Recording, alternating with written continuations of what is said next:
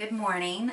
Today I am going to describe a lesson that I'm titling The Sounds Around Us. This is for preschool, a 3-year-old class. My focus child is a child in a preschool classroom of 3 to 4-year-olds as we get into the middle of the year. And he is working on a lot of sensory integration techniques. So the lesson I chose is based on the shaker lesson example, and I've modified it to kind of match music making study through creative curriculum, and also kind of backpacking and continuing off of learning about the 5 senses, which is a big learning component in preschool. So the children have been talking about a sense a week. So now that we've kind of wrapped up the 5 senses study, we're kind of going into music. So this will sort of introduce them to making instruments, but also teach them a little more in depth about their hearing and sound. So to start the lesson, I always like to start with a book, a really well-known book that a lot of you probably know, and if you don't know, you should know. It's a great interactive book for kids. We're Going on a Bear Hunt. It's by Michael Rosen, and it's illustrated by Helen Oxenberry. What's great about this book, it has really lovely illustrations, but also it's super interactive, and it teaches children a little bit about a big word, onomatopoeia. So a little bit about the sounds that you hear or that you can kind of decipher from the world around you, like if you were going to make some sound effects. It's a fun way to kind of introduce what we're going to do and how we're going to create sound, and also allow the children to use, as highlighted in chapter 7, their fine motor skills by doing some movement, and also give them an opportunity to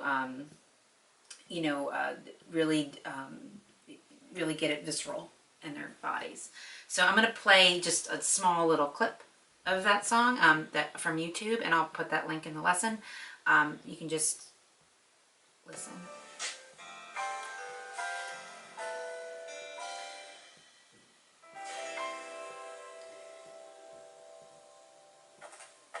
We're going on a bear hunt, we're gonna catch a big one.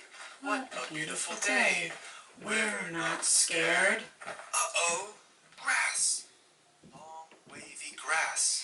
We can't go over it, we can't go under it.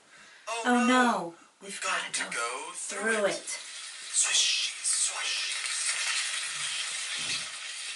So as you can see, there's sound effects, and if you could hear that, it was swishy, swashy, swishy, swashy. So how do those children make that sound?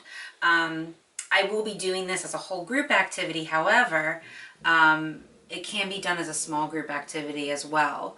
So there's multiple ways to do this. So this lesson will start with us gathering on the rug and reading this book and kind of going through this book. If we find that through a lot of questioning through the book that it's taking a long time to get through it, we can always, get through part of it and kind of understand some of the sounds and read more of it later in the day. After we read the book, we will be asking a lot of questions prior to reading and after reading, talking about the cover page, the title, what do you know about this book, what do you notice, and to recall, for the children to recall their 5 senses and what they know about that in the book.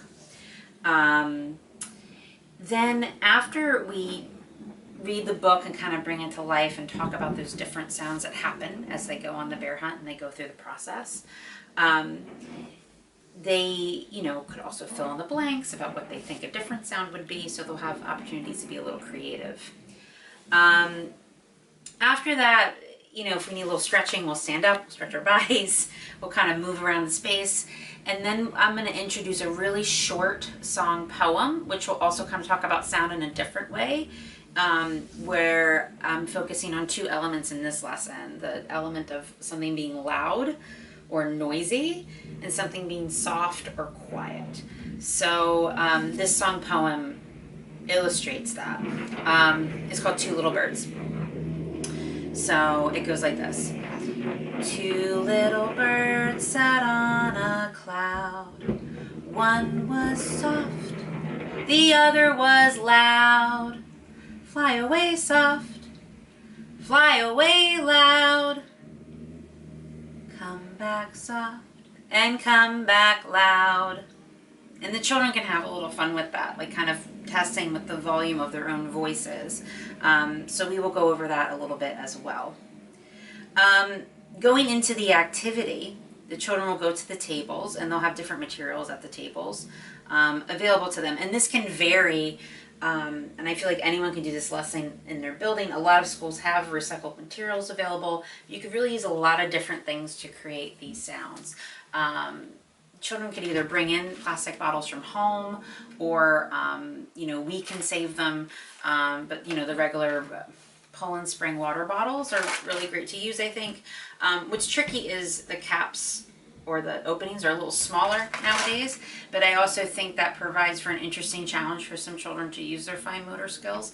And the goal of this lesson too, I want to point out, is to work together. So the children will be at tables and they'll be encouraged to kind of work together with teacher facilitation. So teachers kind of helping to figure out how they can help them. So maybe a child can hold up here while another child puts some items in. Maybe one child can hold the bottle and another child can put the items in. There's lots of ways to work together to make that work. In this one I put beans. You can see it makes a loud sound. This one has Q-tips in it. That can make kind of a bit of a softer, quieter sound. Some children may decide to combine materials. These are little tinfoil balls, so maybe they want to put those in, and maybe that will make a different kind of sound.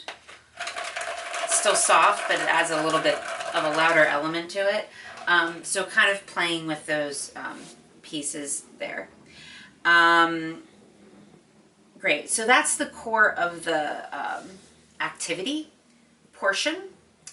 And then we are actually going to move on when we do the activity that is also guided practice, because we're actually going to support the children through the process by scaffolding and facilitating the collaboration. So when that's done, children will be able to display their shakers and how they're going to use them, and that'll be a kind of assessment. We're going to see like how they understand, like who made one that makes a soft sound and who made one that made a loud sound, or maybe a child made something different and have the opportunity to share. So how this will wrap up and how I've incorporated independent practice into this is to how we extend it throughout the week. So independent practice can happen during center time play. So the shakers will be left in the classroom and the children can incorporate them in dramatic play.